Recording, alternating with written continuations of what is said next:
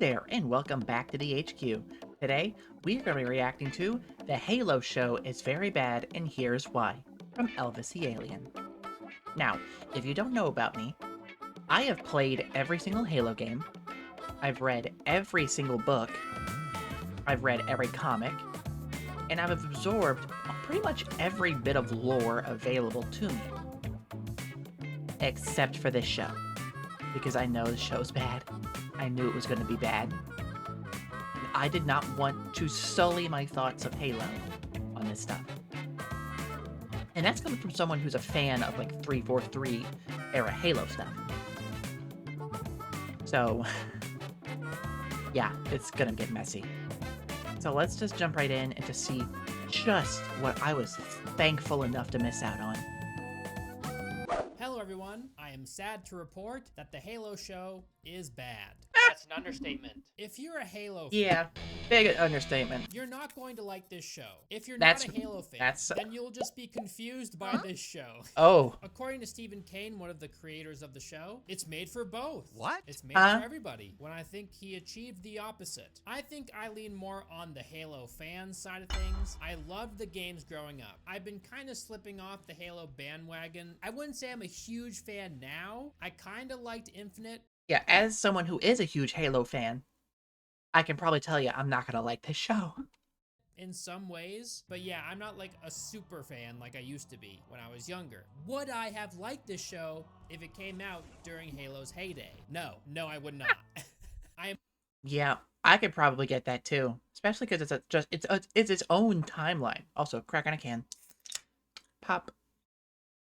I'm not joking when I say this is not a Halo show. It's a very strange sci-fi show with a Halo skin. So basically, all it is someone's pet project. They wanted their show and they wanted a story and they wanted to get it off the ground, but they had to tell it in the context of Halo. Greetings! That's kind of the best way I can put it. And it's full of bullshit, and we'll be getting into the details of that. I'm sorry, did you mean to suck? Thank you so much to Raid Shadow Legends for sponsoring Raid this video. Shadow Raid Legends. Shadow Legends has taken over, and gaming will never be the same again. Raid is the first game to bring a true console-level experience to your phone. They've set the bar high. A console-level and there's no going experience, back. huh? With hundreds of artifacts to equip, and over 600 champions blessed with unique skills, you can build your team, develop your champions, and raid your way. This game includes pretty much anything fantasy you can think of. Ever since becoming a massive fan of Tolkien, dwarves have been a favorite of mine in the fantasy setting, and Raid has a ton of them. 3 of my favorite dwarven champions are Rockbreaker. I mean, just look at him. He do break rock. He well, do be though. breaking I like him because he do has be a lot breaking of rock, HP though. and a pretty high defense stat. Then there's Herndig. He's just a really cool looking dwarf with a big hammer. I like him because he's very well rounded. He has super high attack and good defense. His HP is a little bit lower than my other champions. Are but you this being next told champion to makes say up for that at Tormund gunpoint? the Cold. I just love the look of this guy. He has massive HP and a ton of defense. He does So have a he's pretty really sick great look, though, I support gotta champion. admit. And this month, Raid's got a non-stop schedule of special events and activities, including Forge Pass Season 3, with some amazing rewards on offer, including a limited edition artifact set. If that's not enough, Raid's bringing out some new champions, along with some awesome looking champion skins for the incredible Madame Saris. But wait, here's the big news. Later this month, Raid More is giving Ultimate everybody's Death favorite Knight. champion the upgrade he deserves. You might have seen his struggle for awesomeness in some of Raid's hilarious videos, but finally, Death Knight is becoming a legendary champion. It's something a lot of Raid players have been waiting for, and I can't wait to see how Ultimate Death Knight turns out. This is the best time to get started in Raid, and if you click my link in the description or scan this QR code on the screen, you'll get unique bonuses worth $30. We're talking a free epic champion, Tayrel, 200,000 silver, 1 energy refill, and 1 XP boost. Is and that 1 really ancient worth shard, $30? So you can summon awesome champions as soon as you get in the game. All this treasure will be waiting for you here. Thank you so much to For $30, I could either get all of that or about 15 pounds of ground beef, and that could feed me for a while. So is it really worth $30? Raid for sponsoring this video. Now back to the review. The funniest part about this show is that nobody saw it. It aired on a streaming service that nobody has, Paramount Yeah. Plus. I got it just for the show, and I want my money back. I was kind of That's curious valid. to see what people thought of the show, so I posted a poll on Twitter, and these were the results. Haven't seen it. Yep. Nobody saw it. And from what I can gather, those that did see it didn't get past episode 3. In fact, I wanted to quit after episode 3, but instead I decided to make a video. So I planted my ass down, tried to get the tastiest snacks I could think of, and I endured all 9 episodes of this trash. God, 9 hours. That doesn't sound good at all. Holy shit. About what actually happens in the show. Because apparently nobody knows. That hurts, Chief. That hurts real bad. Episode 1 takes place on a planet called Madrigal. Apparently this is a planet in the Halo lore. I don't know. I couldn't help but think of the Disney movie Encanto. You know the song, Welcome to Family Madrigal? Yeah, I guess Welcome to Planet Madrigal, where this really shitty plot unfolds. Watch people get slaughtered on Madrigal. I gotta say, the show doesn't open terribly. Right away they establish the formidability of the Spartans, with a bunch of people sitting around a table talking about how powerful they are. They establish the threat of the Covenant by showing them mow down a bunch of innocent people. So I can imagine as a Halo fan, you're probably getting pretty hyped, you know? Oh my god, this is so sick! Oh, the Covenant here, they're fucking shit up! This is gonna get crazy! I am a sight to behold, but since we have killing to do, get on with it! And then an elite rams into a truck, and the truck flips the opposite way it's supposed to, given the direction it was struck. So the cracks are Why does it do that? starting to show pretty early, and the effects aren't the best. Overall, I thought it was a pretty effective scene to show how normal people are very helpless against the Covenant. Some of the CGI during these action scenes don't appear natural at all. You kind of have to squint to make yourself that looks like a video these things are game. real. And that's Master not good Chief for... drops from a Pelican. He's in his armor. It's pretty awesome. Things are getting pretty cool. Shit's going down. This is pretty awesome, right? Well, it doesn't last long. I wish I had more praise for this show. I wish I did, guys, because I like Halo. Yeah. And I want to get this off my shoulders right away. The music in this show is forgettable, and it's a sin. How could you have Halo and give nothing but forgettable music? How could you do that? How? The massive mountain of failure that the show is, the most egregious failure is having boring music. From a game series with some of the best music in the entire industry, my praise is endless. Absolutely. Holy shit. When I was a kid, I played the Halo 2 soundtrack on repeat. I was hoping for something, at least. You know? Some cool guitar riffs, like something. Please, but there was anything, nothing. Please. Even the opening theme has boring music, barely reminiscent of that iconic Halo song that everybody knows. There are some first-person moments in this show, and they're kind of awkward. I get it, you know, it's from a game, a first-person game. God. So we gotta put those in. I kind of hate it, honestly, when something based off an FPS kind of shoehorns that in. Because, like, they did it with Doom. And then, of course, they got to squeeze in a bunch of them here instead of just, you know, telling a story. I just wish the effects were better. Also, right away in the show, one of the elites calls Master Chief a demon. You get it? Because they did it in the games. Perhaps we shall have a chance to take on the demon together. Demon. No, don't bother thinking about why they call him this, but they call him this. It would have been much better if Master Chief did something during the show to earn the name Demon. It doesn't. Nah, like, for that, I don't have much of a criticism for that. Because the Spartans were known as demons to the Covenant, and to the Covenant, because of the fact that, because they wore, like, identical armor, even in the rare chance they managed to kill one, the fact that another Spartan would quickly swoop in to take its place made it seem as if these Spartans literally could not die. And they would just get back up after being killed, coming back from the dead to continue their fight against the Covenant's holy mission. So they started to refer to them as demons, because they were like the antithesis of their holy journey. And since they started doing that pretty early on, And this show, I can only assume, takes place a ways into the Human Covenant War. Then it makes sense for them to refer to them as demons at this point. Even have to match the games. I'm fine with this being a completely different take on the Halo story, if it felt like a Halo story, but it doesn't at all. Instead, we get 9 hours of this random guy walking around talking to people. Don't get too comfortable. Yeah, this guy, that's Master Chief. And no hate towards Pablo Schreiber. I think he was pretty good for the role. I feel like he had a good enough voice for Master Chief.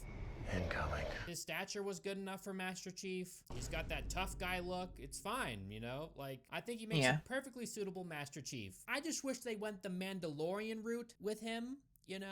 Yeah, like, they shouldn't have taken his helmet off so early. And I don't think the actor's bad. I wish he would have retained some more of Master Chief's features. Because if you don't know, we do know what Master Chief's face looks like. We only just know what he looks like from the age of 14. Especially if you've seen Halo: The Fall of Reach, which is a fairly short animated online film that covers a portion of that adapts a portion of the Fall of Reach book. And we do get a pretty decent look at Master Chief from there. And we know that like he has a gap between his front teeth and he has freckles. We know that much. And they don't seem to have gotten either of those. Oh, like keep the helmet on most of the time. And he doesn't have to be a blabbermouth. I saw it as a child. Give him fewer lines. Master Chief is supposed to be serious and brooding. Now I know it's a little bit different, right? Because in the games they made him silent most of the time because they wanted the player to put themselves in his shoes. And that's why they didn't have him remove his helmet, because they wanted the player to imagine themselves as Master Chief. Now that makes a lot of sense. Doesn't mean this route is not effective in a show, especially when you're trying to capture his same essence, which they didn't at all. Because they'll need to go through me first. So there's this guy named Jin Ha. Yeah, like, I like when Master Chief talks, but you really have to capture the essence of his personality.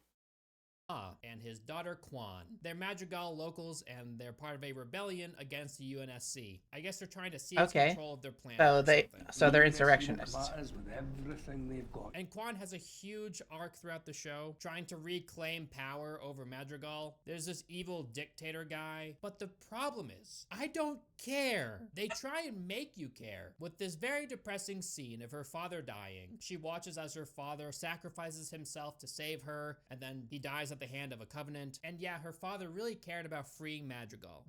That is some very interesting looking Sangheili armor. I have not seen something like that before. But it was the Covenant that killed him. But throughout the show, she really just wants to free Madrigal. She couldn't care less about the Covenant. The very scary, dangerous aliens that came out of the sky and slaughtered all of your friends and family. But you just turned that dude to mist. Like you don't care about getting revenge against the Covenant? I'm going to free Madrigal.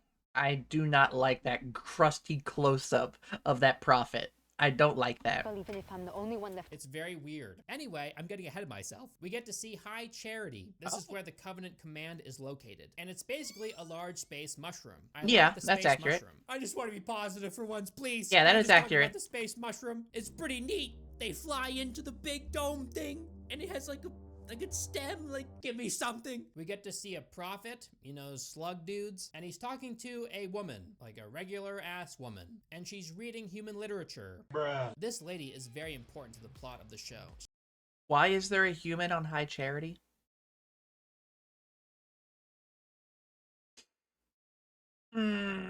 She was taken in by the Covenant when she was very young, and they like raised her, and she loves them, and she wants to help them. Eventually she falls in love with Master Chief. Her loyalties start to bend a little bit, and then she finds out that the Covenant were lying to her the entire time, and that they were just using her to get the weapon, which is the Halo ring. That's it. That's her entire arc. I'm sorry, did I spoil it already? Whoops. So then Master... Okay. First of all, I don't... Now, it depends on how they cover it and how they treat it. I don't think that they would just keep a pet human. Because it's like, as conceited as a Covenant were, they wouldn't do that. Like, I don't think they would do that. Because, well, we never see it in the games. And we see how they go around activating Forerunner technology, because they just kind of snatch a random human off, like they just like yoink a random human nearby to do it for them, like they did with Miranda and Johnson in Halo 2 and 3. So it doesn't make sense for them to just have a random human that they keep around as like a pet. Master Chief finds a Forerunner triangle rock thing that the Covenant were excavating right outside of the encampment. All of the Covenant decide to abandon this very precious object to murder helpless humans for fun, I guess, because I can't think of any other reason they would want to do that. Master Chief Yeah. If, like, for the Covenant, collecting Forerunner artifacts first and foremost would be their main goal, their main priority. So, like, I don't see how or why they would, like, go about just abandoning some Forerunner tech to just go slaughter some random humans that aren't actively in their way, especially whenever they could just dip out and glass the planet. touches the rock glows, he gets a vision. What does it all mean? Oh God, are they really doing it? Are they making Master Chief the chosen one? I think they are, yes. In fact, I've already watched all 9 episodes. Yes, Master Chief is the chosen one. I like how in the I don't games like that. he's just extremely talented, and with the help of his AI companion, and with a lot of luck, he's able to overcome these insurmountable obstacles. But in the show, he's like a Luke Skywalker, chosen from birth to be the chosen one, to find the ring of power. Literally the ring of power. The dialogue leaves a lot to be desired in this show. Master Chief tells a joke, or what I would like to assume is a joke. Nuts, bolts, microchips. It's about his favorite food. Dear Lord, whoever this is, it's not Master Chief. Okay, if Master Chief was actually asked what his favorite food is, he'd probably answer just kind of like earnestly, but very flatly. Because that's just who Master Chief is. He's very like to the point. He's only gonna joke around with somebody if he actively like knows them. Like, you know, in the very first interaction we get between Master Chief and Cortana, where Cortana is like, "Hey, you sleep well?" And he's like, "No, thanks to your driving, yes." That shows that they have a relationship. But it's like, Master Chief, around people especially that he doesn't know, isn't exactly the type to open up like that. So, like, other Spartans, sure. But, I don't, Master Chief would not be like that. Who is this imposter? That was a joke. And get him out of that armor, please. We learned Please. that Master Chief was ordered to kill Quan's mother, and he did so, without question. We were ordered to eliminate the organizer. Just murdered her. And Quan is surprisingly friendly with him, given this fact. When faced with this knowledge, Master Chief is just like, oh shit, my bad, bro. Didn't mean to. They were just orders, you know? Like. Well, now Master Chief would do that. If she is an insurrectionist leader, like, he would follow that order. Because it's not like in actual canon, it's not like he hasn't done something like that before. Like, their first major deployment, before they even got their Mjolnir armor, when they were like 12 or 13, they were deployed to a secret insurrectionist base within an asteroid. And their mission was to capture a deserter who had become a leader of an insurrectionist cell. And they did it. There was a number of casualties in a destroyed hangar bay, but they sure as shit did it. Whoops, things happen, you know? And then Quan's like, Whoopsie you've never doodle. questioned your orders before? So for the first time in Master Chief's life, he questions the orders. It took someone to literally say that to him for him to be like, you're right. I guess touching the artifact unlocked Master Chief's empathy or something? Okay. He's got a little chip in his back that removes all pleasure from life. He's basically just a machine. Master Chief is then ordered to kill Quan because of her threat to the UNSC's reputation. Yeah, they tried questioning her, and Okay, so they literally have like a little pellet that, like a little pill or pellet or something, or a chip that just like removes feeling. That doesn't make any sense. Like, that was the point of that was the whole point of the Spartan program to kidnap children young enough to indoctrinate to form into Spartans. So what's the point if you're just gonna put a little thingamabob in them to make them follow orders? Like, for real. At that point, you could have just used adults.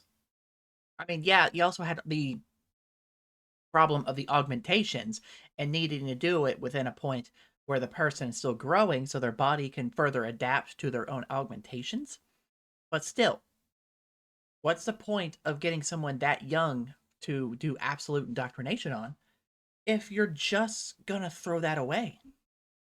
She's not behaving herself, so, you know, just get her out of here. They don't want her spreading rumors about the UNSC, and they don't want her forming an uprising or something. Master Chief really likes Quan. They've been talking for like 2 minutes, but he likes this girl. He's seen countless people die before. But this girl, we exchanged a joke or something, so I'm going to betray everything I know to save her. That was a joke. It's kind of silly, right, that the UNSC would have Master Chief carry out these petty executions. He's your most valuable soldier. He's like the top of the top, right? Like, you don't have anybody better than Master Chief. Shouldn't he be... Yeah, like, honestly, this deep into the Human Covenant War, at this point, the UNSC has pretty much just kind of disregarded insurrectionists for the most part to focus on the Covenant. So it doesn't make sense that they would just have Master Chief Petty Officer John 117 drop his focus from high-value deployments against the Covenant to blowing up insurrectionists. Also, why is he wearing the Mark 6 armor at this point? Because it's like, if they haven't even found Halo yet, then it doesn't make sense. Then he would still be at the very least. No, actually, at this point, if they haven't even found Halo, he'd be in Mark 4. Yet here he is in Mark 6 with energy shielding and all that. Why? It doesn't make any sense. They don't get the Mark 5 with the energy shieldings until the actual Fall of Reach. Doing something else? You have so many other people that could do this, but they just have Master Chief do them for some reason. It makes no sense. They even have other Spartans that could do this instead. No! Master Chief should be doing something a little bit more important. Surely he has better things to do. So yeah, Master Chief decides to save Quan instead of kill her. So Silver Team, which is a group of 3 Spartans, is tasked with securing and protecting Chief by Halsey. Huh? A little under an hour into the first episode, Chief removes his helmet, and he basically keeps it off for the remainder of the show. Oh, that's a He removes it shame. to gain Quan's trust. But surely there's another way, right? No, if he shows his face, then, you know, they'll trust each other. Yeah, I he's guess. removing his super armor, and that means he's, like, making himself more vulnerable in front of her. Dude, he's a Spartan. He could be naked, and he could kill her in a millisecond without any weapons. It makes no sense. Wow. Yeah, because, like, fun fact, Master Chief once killed some ODSTs on accident at the age of 14. Like, they got into a boxing match, the ODSTs got a little rough on him, and his training kicked in, and he just accidentally killed a couple of them, and crippled a third one. So he could just kill anybody with no armor on. And it's not like Quan doesn't know this. They know this about Spartans. You're facing a Spartan, you're gonna shit your pants. Change your panties and flush it out. Yeah, removing the helmet, I mean, that means a lot. I love the I would have been your daddy's skull. Helmets in this universe. They're not like Mandalorians. They don't have like this code to keep their helmets on all the time. So I kind of understand why he takes his helmet off sometimes. I just wish it was sometimes and not all the time. Yeah, John in universe is known for being very clammy about taking his helmet off around people he doesn't trust.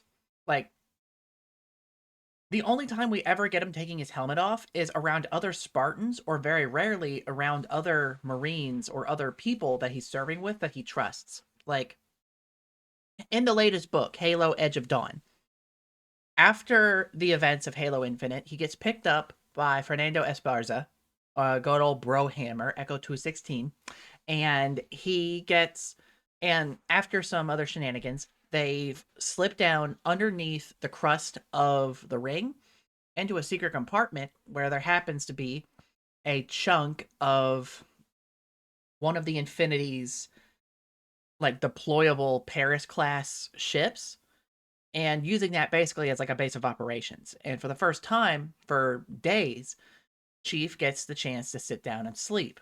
And for the first time in a while, he takes off his helmet and goes to sleep around Joyus, or Joy, which is the weapon's name, by the way, and Fernando, because he trusts them. Master Chief doesn't go around just taking his helmet off willy-nilly. He doesn't do that, actually. Like, every Spartan has their own quirks. Like, their pre-mission rituals that they go through. Like, Fred is always, like, checking his gear and just making sure everything is right as rain. Linda is meditating and doing, like, her sniping rituals in her head.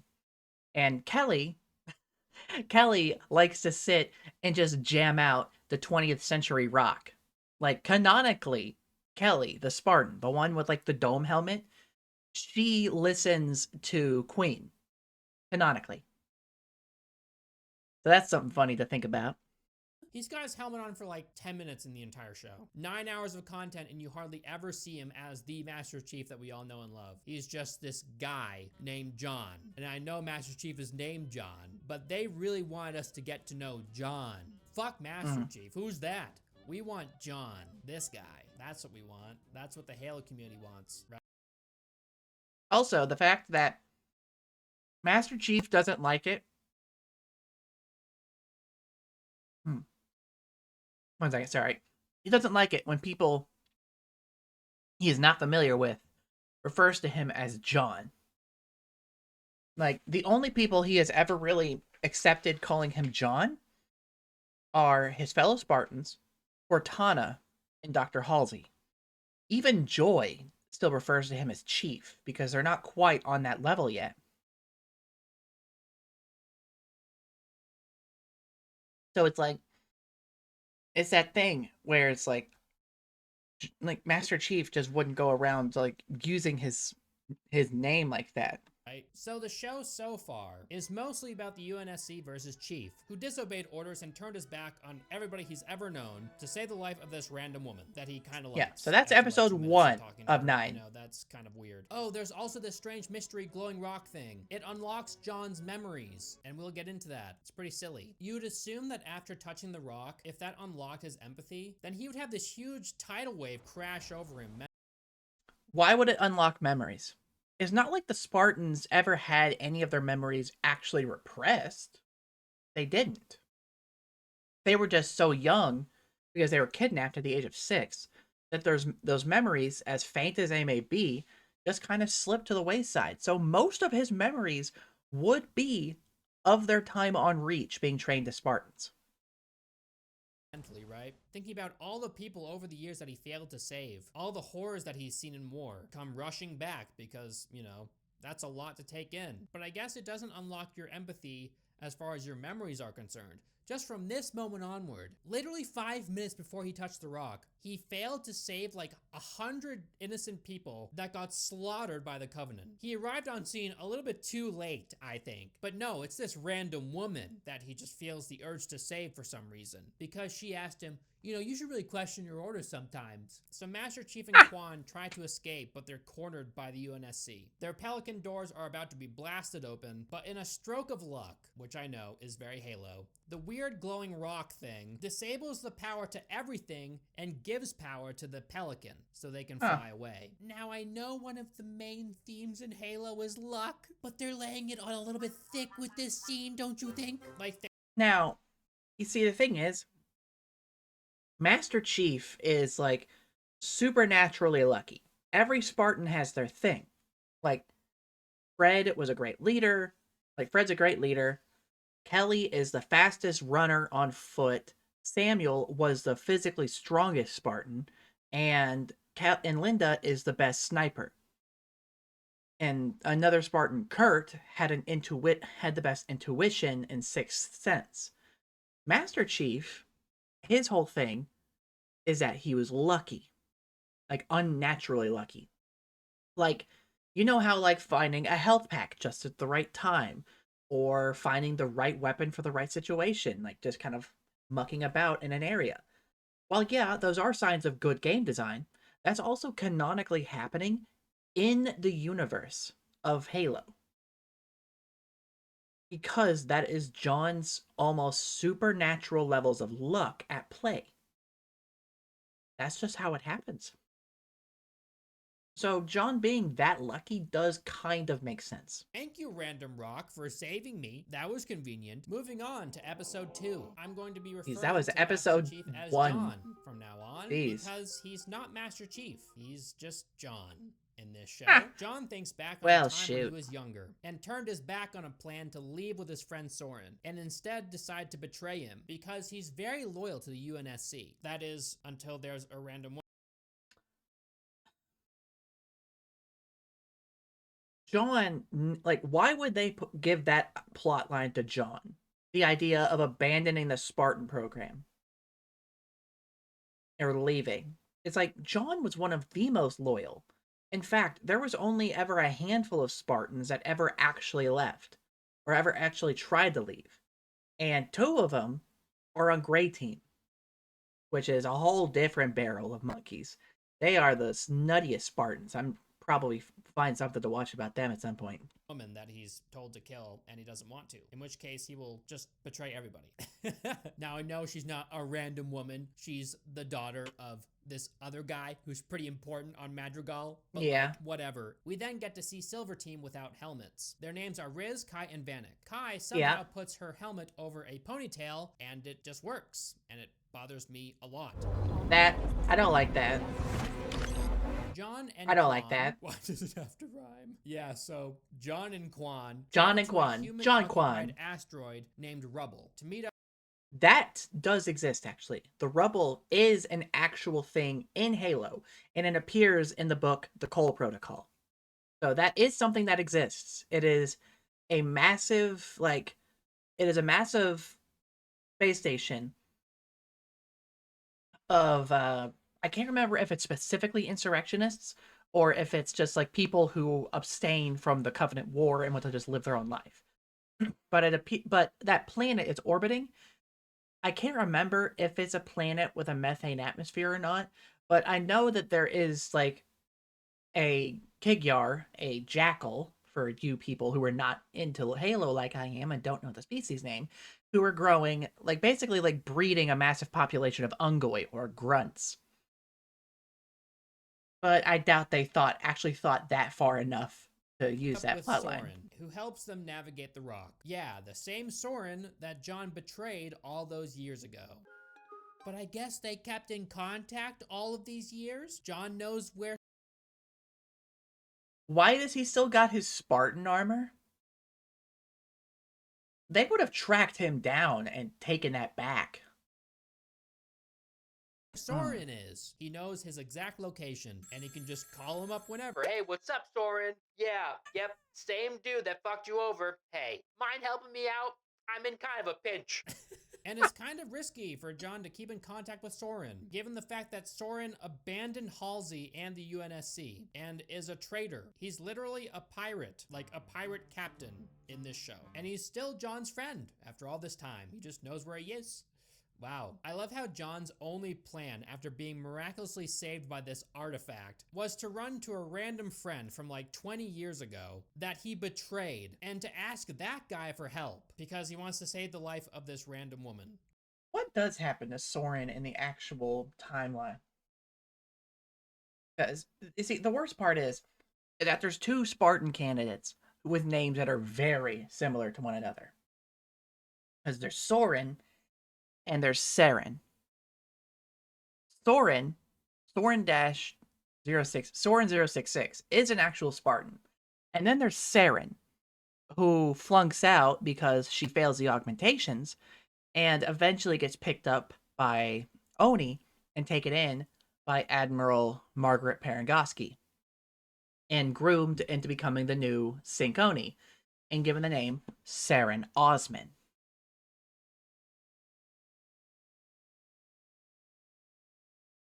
Hmm. So apparently,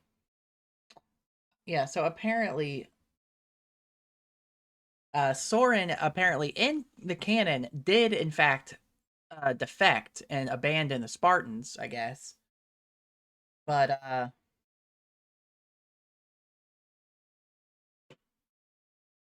can't remember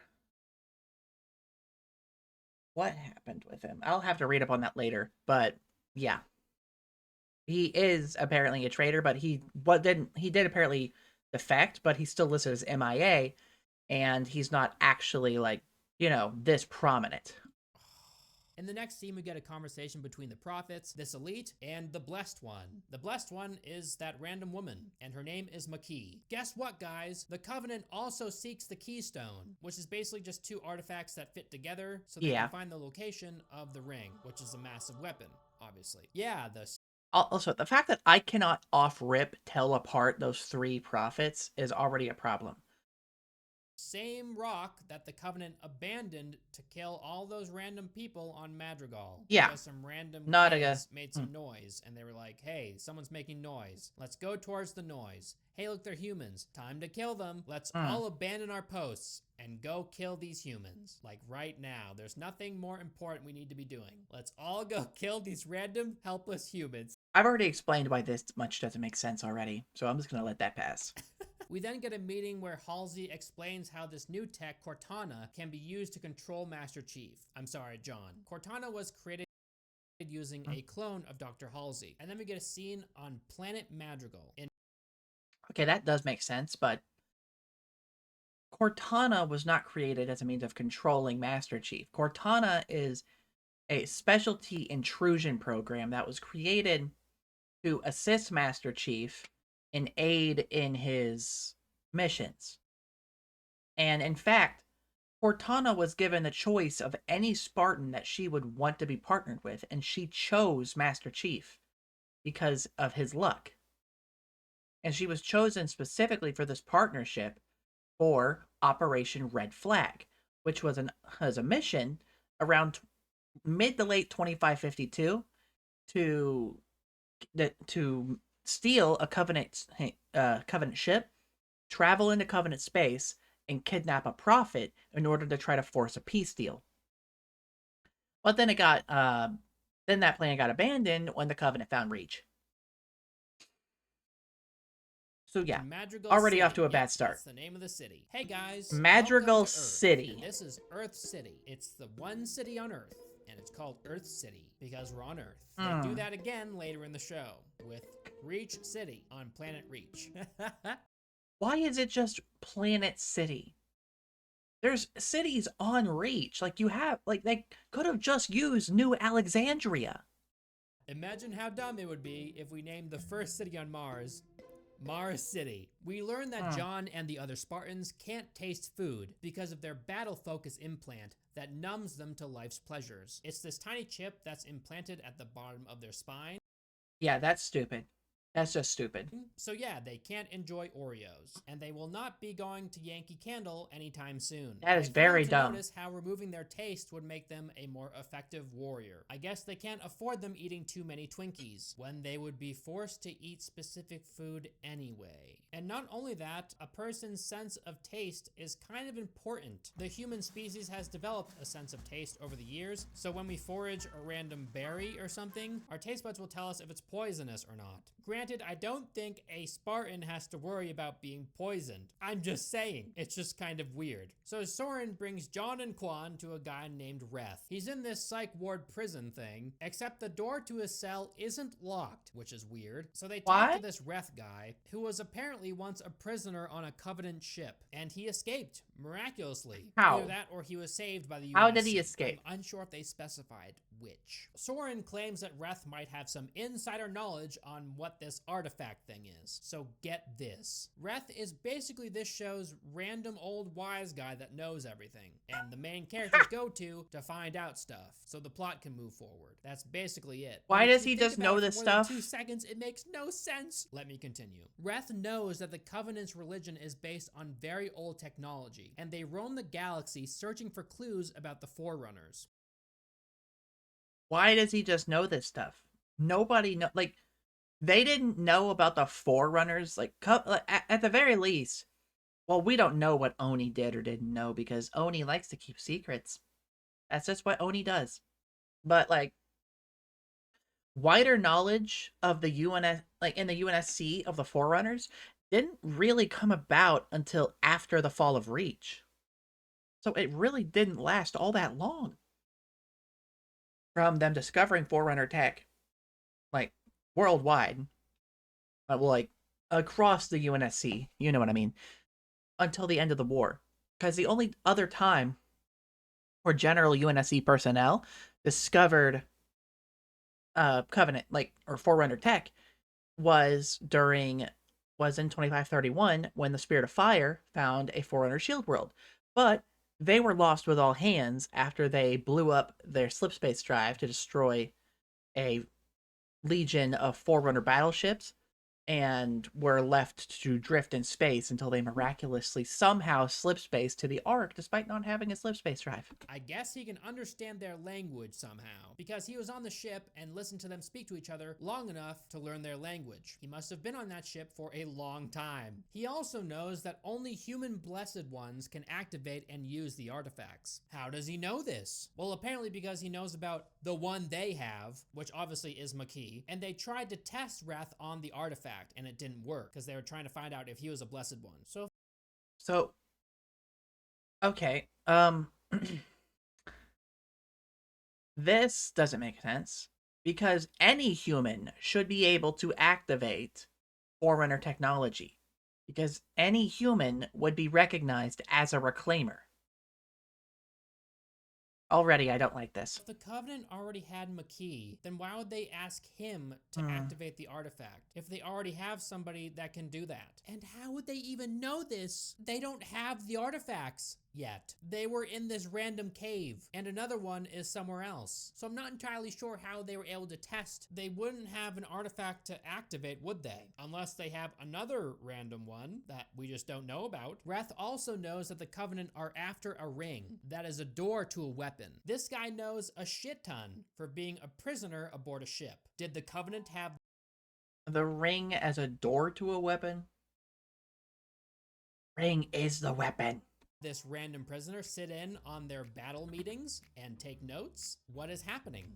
How is this possible? Did he have his ear pressed up against the wall and was he listening through the walls? How does that work? For anybody that has played a Halo game, this is what the Covenant cells look like. They're far away from everything else, and there's a bunch of them in the same room. And you have no contact with any Covenant. So the Covenant would walk to his cell, right? Take him out of the cell, bring him to the artifact that they have, apparently, and have him touch it. And oh my god, it doesn't work, so they bring him back to his cell. So you're telling me that within that one moment of them bringing this guy to the artifact, he found out a shit ton about their plans. I guess. They must have just been listing them off when he was in the room. Oh my god, guys, God I need a damn. blessed one. This girl is a blessed one, and she can touch the artifact and it will activate it. But we want to test this guy for some reason. No idea why. Also, our plans, Prisoner Reth, are you taking note? The fact that I can't tell which one of these are regret, truth, and mercy, if this is even supposed to be regret, truth, and mercy. Get out your tablet, please. Yeah, we're trying to find artifacts to find a ring of power because it's a huge weapon. We can use it to kill the UNSC. It's very important. Yeah, we search the galaxy looking for Forerunner stuff. You know how we do it. Okay, so you got all that down, right? All right. Back to your cell. I hope we don't accidentally leave the cell unlocked so you can escape. Whoopsie. After learning about the Covenant's plan to find this weapon, John feels like he has no choice but to return to Halsey with the artifact. And he leaves Quan behind with Soren, this woman that he was desperate to save. He leaves her with this random pirate guy that he hardly knows. Yeah, it's been a long time since they spoke, but he trusts this guy completely with this woman from a different planet, like she knows nothing about this place. He just brought her here, and yeah, she's here now. And that's that. Yeah, the best part is Quan's story is with Soren now. From now on, she has nothing to do with Master Chief aside from one random vision later in the show. Master Chief, I'm sorry, I keep calling him Master Chief. It's John. It's John. John randomly dumps this girl on this guy who he knew from 20 years ago that he betrayed. And he's like, promise you will take care of her, okay? And Soren's like, no problem, dude. I got you. Big thumbs up. This is totally cool with me. You can do that. Just come by whenever you want and drop a random person on my lap. I'll take care of them. Also, just looking at that just looks like a standard issue. That looks like a standard UNSC Pelican. UNSC Pelicans did not become slip space capable until like 2520 or 2550, I want to say 54 or 55. Even at that point, I don't know if condors were capable of slip space at this point yet, which condors are just slightly bigger versions of pelicans. So already more continuity breaking for this alternate universe. Because, you know, we're great friends since you betrayed me all those years ago. You've got 5 minutes, and then I'm waking up the entire camp. For all John knows, Soren would just, like, dump her into a prison cell or have her slave away for them at gunpoint because there's nothing she could do. Like, yeah. What the fuck? I can't get over it, guys. I'm going to risk everything I've ever known, turn my back on everybody to save this random person just so I can have... So, who was that? Was that like Admiral Danforth Whitcomb? It's a shame because they don't have his big old mustache. He has a very good mustache. Have her stay with a pirate so he can do God knows what with her. And I will forget about her from here on out. Who is this woman? I don't know. I don't care. Yeah, John doesn't give a shit about her from this point onwards. It's so weird. So John returns to the UNSC and he's taken in by Silver Team. Halsey arrives to retrieve the artifact. Pretty cool to see real working warthogs in this scene. Yes, I have to pepper in some positivity, okay?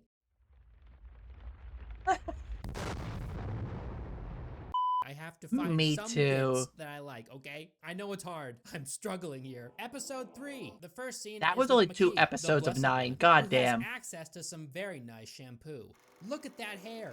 Wow, it's clean. She also has Jesus. makeup and hair dye. The Covenant want her to look her best. Halsey and her assistant Why? absorb Halsey's clone's brain data into a computer using a small needle that they inject into her eye. Whatever, it's sci-fi stuff. Maybe this is how it will work in 1,000 years. I mean, that is how AIs are made in Halo. AIs in Halo, a predominant number of the AIs at the very least, are specifically created by donated brains of the best and brightest humanity has to offer. Like, the most exceptional have their brains donated and used to create AIs. That's how it is for all smart AIs, and for most AIs, really. Cortana was created by Dr. Halsey, basically using a clone of herself to create an AI out of the best brain that she could get her hands on. Her own. So it does make sense. Now, another thing, but the problem is, with a lot of these clones, like, a lot of the time she just cloned, like, just enough to get the brain, because they can't make perfect clones. Like, the closest thing to a perfect clone that she has is a clone that... God, I can't remember her name off the top of my head. She was in one of the books, but, like, in order to sacrifice livability and increased intelligence, she was, like, born without an arm and a leg. And, like, she's still alive out there. She's still alive. One of Dr. Halsey's clones is still alive out there somewhere. So that'll be an interesting Occam's razor to follow up on. Who knows? So instead of just being an onboard AI for Master Chief, for basically mission and combat guidance alone, and the tiny bits of small talk too, you know. Don't make a girl a promise if you know you can't keep it. What's Cortana without some small talk? In this show, she's meant to fully integrate with John and control him entirely, basically just turning him into a robot. So what's the point of the fleshy sack beneath? Put a robot in there. Yeah, what is the point of that? The whole point was that they had like that they were to be compatible for like mission guidance and all that. That can't break from, you know, organs failing and stuff like that. I know he's like a superhuman, okay? Wouldn't just a robot be better in this case? If you're just gonna take the humanity out of him entirely, then what's the body for? Halsey doesn't give full control to Cortana because she needs to know how the artifacts affect John first. And she doesn't know whether or not that will be bad for Cortana. Halsey asserts that Cortana will increase John's effectiveness by 100-fold. Also, Halsey has this random assistant man, and he's very weird. He's a very strange individual. He tries to kiss Halsey's clone in one scene for no reason, and this leads to nothing. This guy's weird sexual side makes no other appearance in the show. Maybe they put this in to show the audience how much he loves Halsey. I don't like that. I really don't like that. Like, bruh. In like the creepiest way possible, but yeah, they just put that in. He's a creep. Cool. So McKee convinces the UNSC that she is a prisoner. So they bring her aboard and she ambushes them with hunter worms and they take over the ship. While the hunter worms don't look the best, the effects leave a lot to be desired. It's still a pretty cool scene. And it is pretty accurate though, because we know that hunter worms are very coordinated when they form a colony. This was a very creative way to utilize the hunter worms. In the games, you don't really see them like this. You see them in their hunter form, and that's basically it. So yeah, it was a pretty creative scene. I kind of like this part. It is weird that nobody shoots her once they see the worms coming aboard. So yeah, that is strange. Cortana being this like little figure that comes out on Master Chief's arm and stands on these little panels, she's a full human-sized hologram that just walks around like a regular person. I don't like this change. I think it was a lot cuter when she was a tiny person. Yank me, Chief. We get another scene with Quan. Quan convinces Soren that he could get rich if he joins her on a mission to save Madrigal, her home planet. Now that John How are you going to get rich from that? They don't punish him, surprisingly. Now I get that he's a very valuable asset, but maybe his betrayal wasn't worth just being like, you know what, bad boy. Little slap on the wrist. Idiot. But they don't even slap him on the wrist for this betrayal. Oh, not even a slap on the wrist? You know, life goes on, as usual. Like he just moves on. It's very strange. Also, earlier in the show, they cared a lot about Quan. They needed her dead because of the threat that she posed against the UNSC. They needed her dead so bad, they tasked Master Chief himself to do the job. But now that... Honestly, it's like, why would they task Master Chief to do that? They know Master Chief wouldn't do that. If they wanted her dead or wanted her gone, they either would have sent some Oni spook to do it, or they would have picked her up the minute they landed on whatever ship or space station they're at, and sent her ass off to an Oni black site. That John has brought her to some random place, they could care less about Quan. They don't question him about her whereabouts. They don't care about her anymore. Who's Quan? I don't know. There is this random general guy on Madrigal that wants her dead. He goes all out to kill her. But as far as the higher-ups in the UNSC, yeah, they just forgot about her existence. Why is that guy dressed like a straight-up Nazi? As soon as they got Master Chief back. Master Chief is very irritated by the presence of Cortana all of a sudden. I really don't like how Cortana looks here. I really don't like that. Disappear. Cortana at... Like, I don't like how Cortana looks here. It just looks weird. It looks off. Halsey's behest, helps John remove the pleasure dampening pellet from his ass. Well, it's actually on his lower back, but they definitely wanted us to see Master Chief's cake. Multiple times in the show, actually. You know what I wanted from a Halo show? I want to know what Master Chief thinks about Marines flirting on a train. I want to know what his favorite band is. Does he like the Beatles? Or is he more of an Ozzy Osbourne type of guy? I mean, the fact that we see the Spartans and doing their own little thing, even like in the games, it's already proof that like they don't have like these pleasure dampeners. Because I mean, you have Kelly sitting there on like a pelican dropping into reach in order to secure Halsey's backup brains to make the weapon. Sitting there with her helmet audibly blasting fucking Killer Queen. These are the questions that the Halo community wants the answers to. And this show is out to do just that. Now, I'm not saying exploring John's background was a disaster move, okay? I think it's a pretty ballsy move on the showrunner's part. I think creating a Halo show has to explore John's past at least somewhat, but it seems like that's what this entire show is about. Why is he just a random kid, though? Like, we know what he looks like as a kid, and we know what he does as a kid. He's a very rambunctious, competitive kid. Like, playing on the playground, playing King of the Hill, and him fighting tooth and nail to stay on top. It never ends. John's past is basically the entire plot thread. Yeah, don't get me wrong, John is pretty cool. I like Master Chief. He's badass.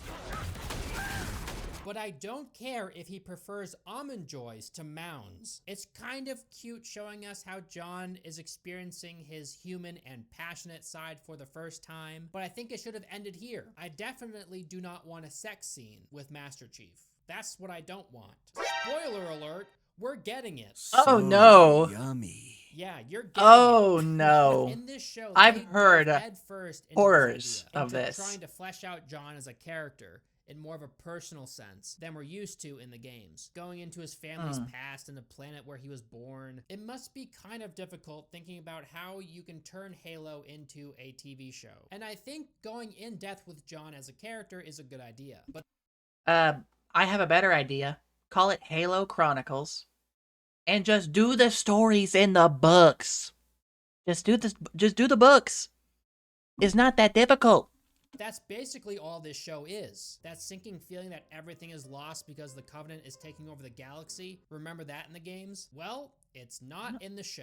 That incredibly eerie and horrific feeling when you meet the Flood for the first time in the games. Not in the show. The incredible exploration of a Halo ring. Something that is incredibly alien, but we're not entirely sure what it is at first. But after exploring it for a while, we understand what the Covenant are up to.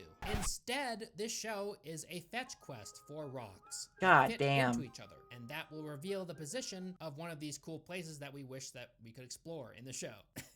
Imagine turning a franchise as cool as Halo into a 9-hour TV show that's basically one long fetch quest. And throughout the entire runtime, there's like 3 action scenes. Maybe like 2% of this entire show feels like Halo. That So is when I say it's awful. a Halo show, Like, that's for what I mean. real. We get to follow John as he's uncovering mysteries about his childhood. And Halsey is pushing him in this direction because she wants to find out the secrets about the artifacts. She has a good feeling that they will reveal a weapon that will help them win the war against the Covenant. Episode 4. This episode starts by showing We're us not even John's training halfway. as a child in the Spartan program. Halsey is talking to little boy John as if she somehow knew when he was 6 years old that he'd grow up to be the most formidable Spartan.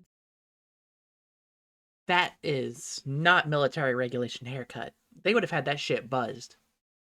She has incredible foresight. So when John was a little kid, this artifact chose him, I guess. There was a scene when Don't like Kai that. saw John removing his hormonal pellet from his back. And she got curious, you know, so she removed hers too. If this is all it takes for a Spartan to become curious about something, wouldn't it happen all the time? Like, they're not curious about music, they're not curious about sex, they're not curious about tasty food. They're around Marines that experience this stuff. Maybe not sex, but all the rest, you know? But yeah, she removes this pellet, and for the first time, she's feeling creative thought. And so she dyes her hair red with gun grease. Is gun grease red? Can you dye your hair red with gun grease? That doesn't sound very hair safe. I guess you can in the Halo universe. I'm so confused by this because wouldn't the hormonal pellet prevent these curious thoughts from arising in the first place? So You'd Kai think wouldn't so. remove the pellet? Maybe not. You would Maybe certainly I'm not think so. understanding it entirely. We learn that John's father dug up something near their home when John was just a child. So they go digging, and John remembers this because of the artifact unlocking his memories. So John, as an adult, travels to this planet where he was born and goes searching for this random thing that his father was digging up. Okay, problem. At this point, when John's an adult, when he's a full-fledged Spartan, this deep into the Covenant War, his home planet has been glassed already. Like, Uranus 2 is glassed by this point. What the hell is happening? This is not Halo. Not the Halo Yeah, I it's remember. not. We learned that John's father buried something near their home when John was It is just a not child. Halo. Found something? What does Chief find? A box full of poorly drawn vaginas. Drawings. Oh. I don't recognize this one, John says. I wonder why, John. Did his father know what they were? And why did he bury these pictures? In case he needed them later? So he Why could be would he reminded just what they bury looked them? like? What? Very strange thing to keep hidden. Maybe he knew about the Why ring. would he Maybe just knew bury the them? Forerunners, like they were friends, and he helped them build the ring or something.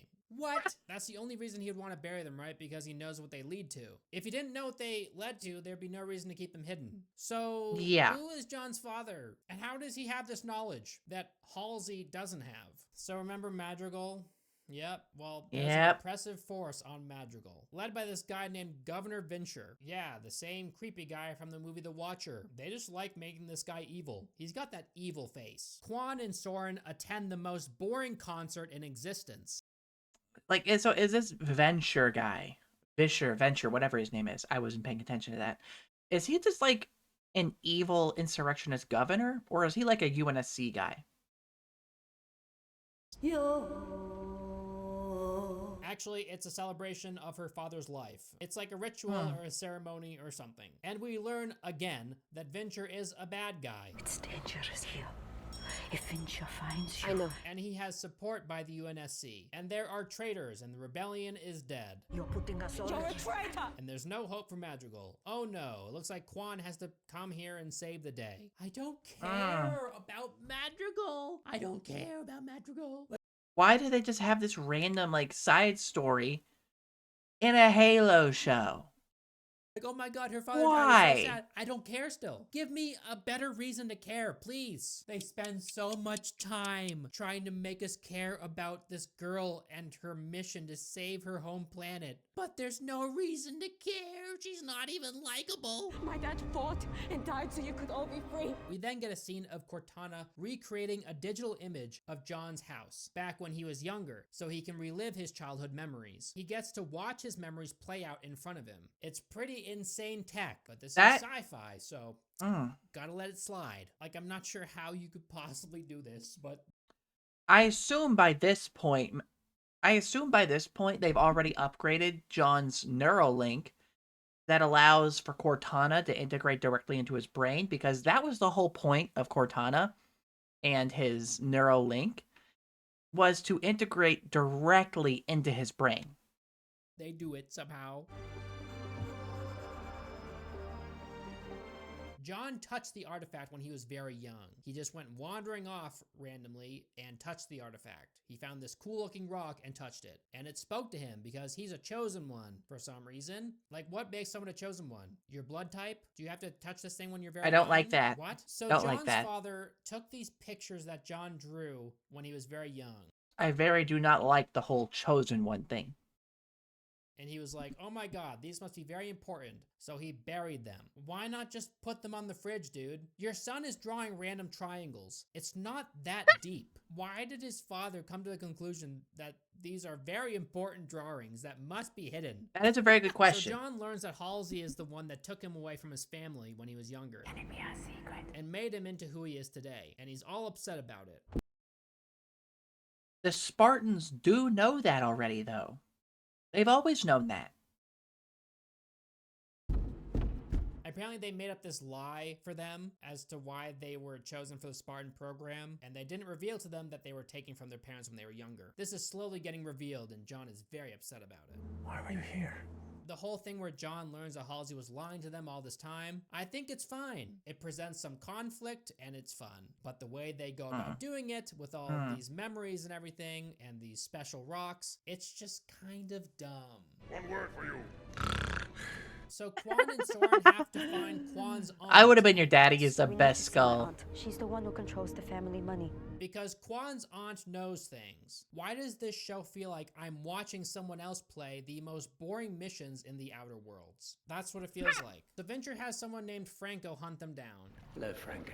They meet up with Quan's aunt, and Quan's aunt tells her that her father had a meeting with some desert mystics who convinced him that it was his responsibility to free Madrigal. It was his responsibility to free Madrigal. So now Quan needs to find these mystics. Franco finds them, kills this God woman's damn. aunt. I don't care, okay? And they barely escape. Nobody Oh, no, it's so cares. exciting. The Silver Team tells a story about how Halsey gave them pets as kids, which they named. And if they were to fail a training procedure, they were forced to kill their pet to really hammer it home that failure has consequences. She had us eliminate them. This leads me to ask, what age was this hormonal pellet implanted into them? Yeah, that right there already draws a consequence. It draws like conflicts, because it's like, first of all, they were taught taught the consequence of failure, and it's not just, oh, if you fail, you gotta shoot your dog. It's like, no, if you fail, you have to hike back the dozens of miles back to base rather than get a ride on a pelican, on top of the fact that you don't get dinner.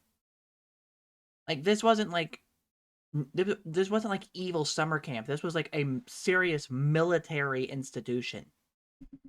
They had that shit hammered home pretty hard. They didn't have to like Christy Gnome their dog to hammer home consequence. Because this pet exercise would have very little effect if this inhibitor On is top of already this, doing yes, all the why heavy lifting. do that And if they they're didn't having have that inhibitors? implant, then being forced to kill their pet would be extremely traumatizing. Every failure carries consequences. Oh my god, so far this show is 99% exposition. It's just non-stop talking. It's like, this character talks to this person, and they go to this place. And It's then they so talk to bad. this person, and then they go to this place. And then, oh my god, maybe something happens? Probably not, but then they go to this place. And then they talk to this person, and they get more information about whatever bullshit. And then they go to this place. Also, apparently the Spartans have fought and killed Covenant so often that they somehow learned to speak their language. You Spartans have spent more time with the Covenant than anyone. I'm not sure how that's possible. I mean, yeah, I don't see how. Like, their armor systems do have translation systems in them, but like, even this, like, someone learning a Covenant language is a rarity. Like, there's a reason why not everybody can just speak Sangheili, which is the name of the elite species, by the way. Like, there's it's like an Oni specialist named Phyllis. Like, an Oni specialist named Phyllis, who, in one of the books, who is specifically, he is a Sangheili linguist expert. And an expert in all things elites. And he is brought on specifically because of his expertise in Sangheili culture and language. And can speak it fluently for someone who doesn't have 4 jaws. So, like, why would they just be able to just speak and understand it? Very impressive. I mean, they probably have some, like, mind implants or something that enhance their learning capabilities, but still, it doesn't make much sense because how could they possibly hear what the Covenant are saying to each other over all the gunfire? Maybe they captured one and they Yeah, that learned doesn't from make it sense over at all. time? I'm giving the show the benefit of the doubt wherever I can. Kai knows the You're really Covenant word trying. for sacred ring somehow. Yeah, I have sacred ring. Which leads her and this woman named Miranda into finding out that the artifact. That's Miranda? Okay, so at this point, Miranda Keyes is barely a commander. She's not even a captain yet. She's a commander.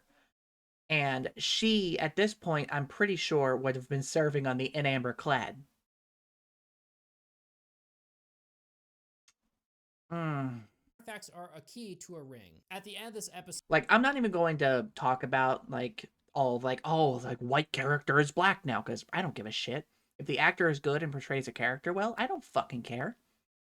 The problem is if they bastardize the character in ways that actually matter. It's like, do you think that people were complaining that Hugh Jackman isn't an accurate Wolverine because he's not 5 foot nothing? No. So I don't care that Miranda Keyes is black in this. Which begs the question, that wasn't Danforth Whitcomb earlier, was it then? That was Captain Keyes then, wasn't it? I can only assume. So John locates the special spot. He just finds the second artifact.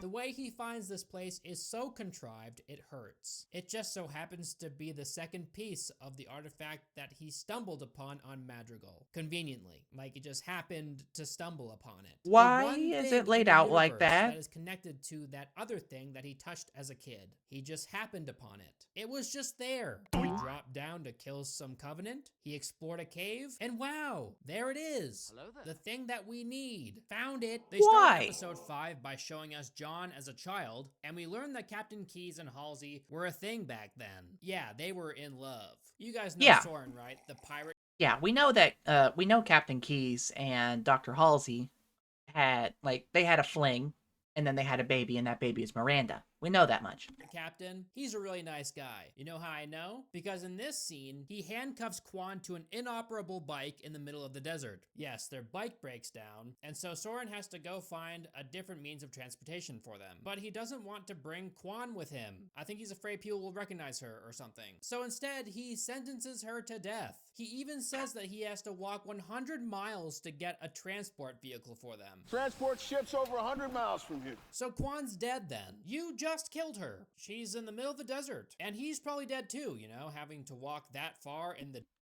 Well, I wouldn't go that far. If he lasted long enough into the Spartan program to get himself outfitted in Mjolnir armor, then he could easily cross 100 miles probably within less than a day, if I had to guess. Easily. Because your average Spartan could run about 50 miles per hour. So, and could do like a sustained sprint for pretty decent amounts of time. So he could cross 100 miles within maybe 4 to 6 hours if he just paces himself. Desert in that armor, which he doesn't take off. I know he's a Spartan and he has a super body, so maybe it's different for him. But Quan is definitely dead. Yeah, plus if that is functional Mjolnir armor, it's only going to allow him to push himself further. So he's going to be moving at 100 miles an hour in Mjolnir armor in full tilt sprint.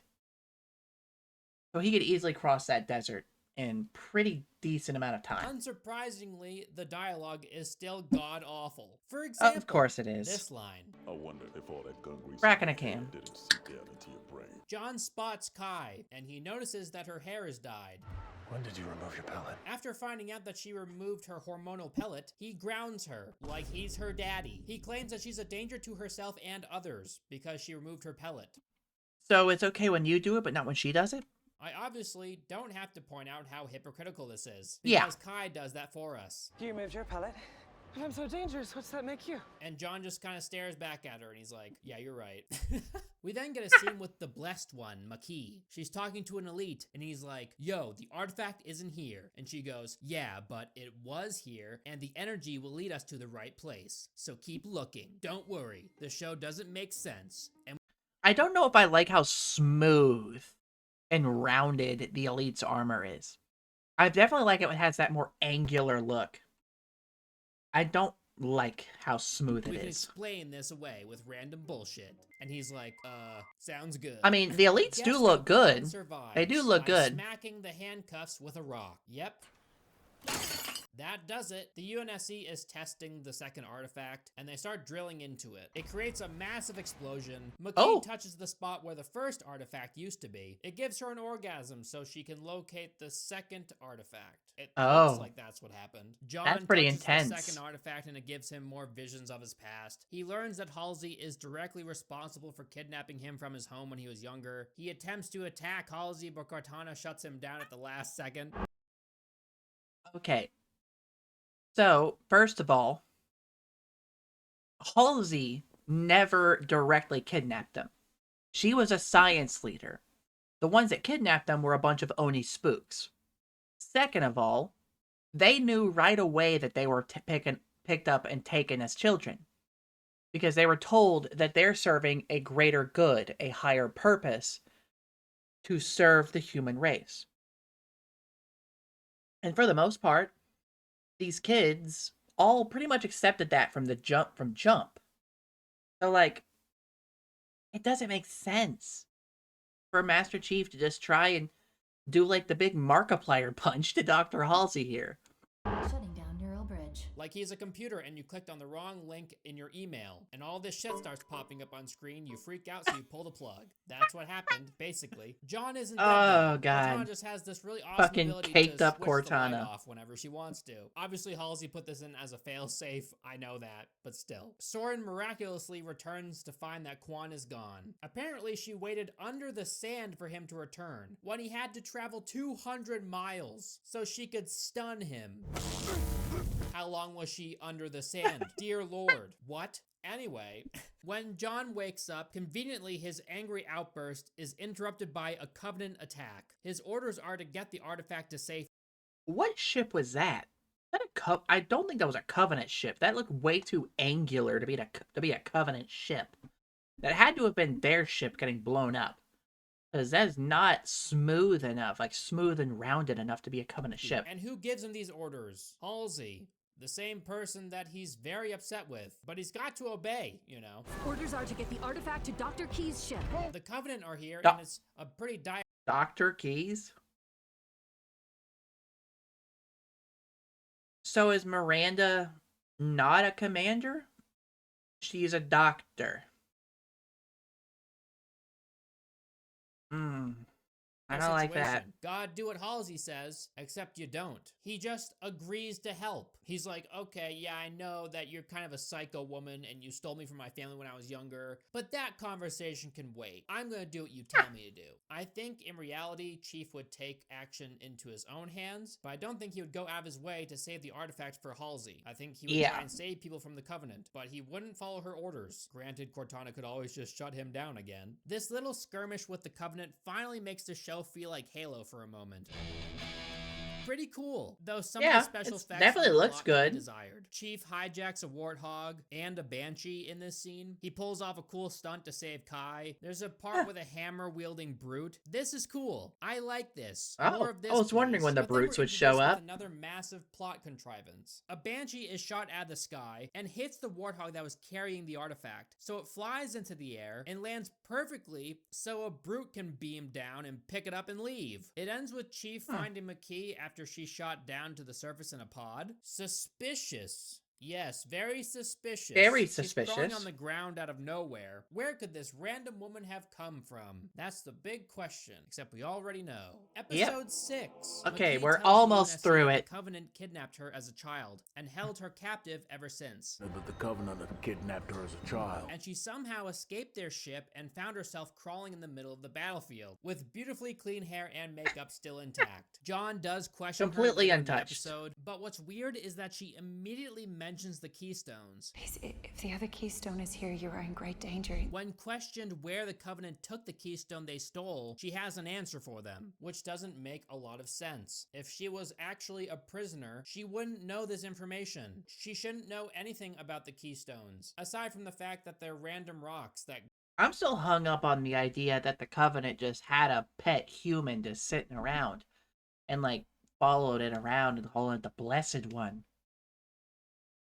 I'm still kind of hung up on that. Glow and give her visions when she touches them. And as a prisoner, why would she be anywhere near this battle on Eridanus in the first place? John doesn't bother to ask her how she escaped, of course. It's a pretty crazy feat to escape your cell, find an escape pod, and escape, all without being detected. But she did it somehow, and no one bothers to ask her how. She even knows who John is. She's like, oh, if it isn't the demon. You're the demon. Even though he's not wearing his famous armor, the only thing that they could recognize. And how would she know anything about him and what he looks like, even with the armor, if she were a prisoner? You could argue that she saw him in her vision when she touched the artifact, but she doesn't tell John I guess. this. John doesn't wonder how she knows who he is at all. He's just like, hell yeah, I'm a huge celebrity in the galaxy. Everybody knows me, even random Covenant prisoners. She knows that John is a blessed one because all blessed ones are connected, I guess. I don't like that. Fair enough. I still don't like the whole blessed one sense thing. The blessedness on each other. I'm not joking. She expresses to John that they're alike in that way.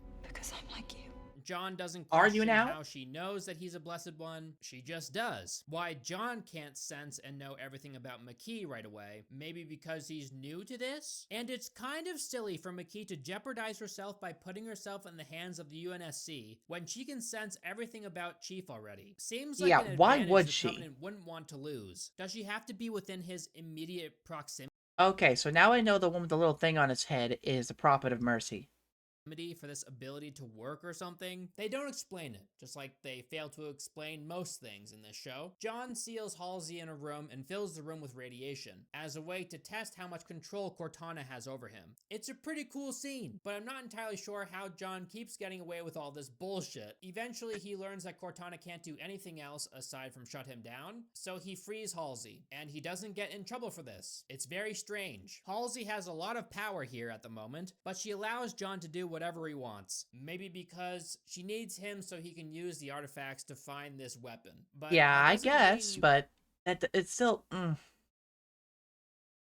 I really don't like Master Chief's whole can't personality punish here, him or as well. John's. He almost killed you. A few seconds, John. But no, it's fine, you know. I'll walk it off. It's just a little bit of radiation. I have 18 tumors growing in my tits and ass, but it's fine. Well, I mean, honestly, at this point, you know, considering all the divergences already, but at this point in Halo canon, cancer really isn't a big deal, because literally, cancer is such a non-issue in this future that literally any med bay on like just a random merchant ship can casually detect and cure cancer. So it's not that big a deal. Whatever. So the UNSC searched the Covenant star system that McKee told John about, and we get this Halsey interrogation scene. Apparently they replaced the Spartan children Who is this they schlub? stole Genetically compromised flash clones. with clones of the same kid, and the clone dies very shortly after the switch. They do this so the parents wouldn't go searching for their lost children. They started to experience nosebleeds, headaches. This part of the plot I kind of liked. Learning about how the Spartans were treated as children, how they were brought into the Spartan program to begin with, all that I thought was Yeah, pretty that's all interesting. accurate. It's just That's all everything accurate. else I thought was very boring. Halsey is That is all accurate to how it actually went down. The Spartans were kidnapped as kids and replaced with genetically compromised flash clones. Not on purpose, mind you. Just because cloning is an imperfect process, and the clones would naturally just start to degrade and die out, like, shortly thereafter. Mind you, Oni didn't actually approve of the cloning part, only the kidnapping kids part. The cloning part was Halsey's own conscience kind of catching up with her and wanting to give the parents closure. And so even if their kids were just dead, it was still better than them just vanishing one day. Mind you, it did turn out that at the very least, one parent didn't believe the fact that their kid had simply just died.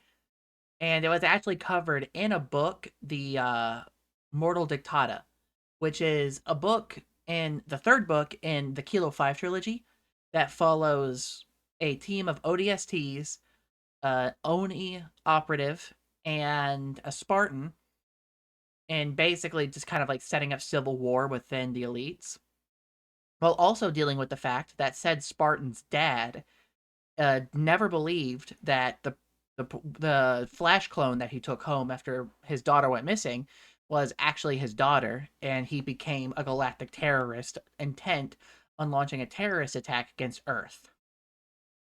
Very interesting book. I would 100% if you are into Halo lore and you haven't read the books, I would 100% recommend the Kilo 5 trilogy, which is Halo Glasslands. Let me look that up real quick. The Kilo 5 trilogy.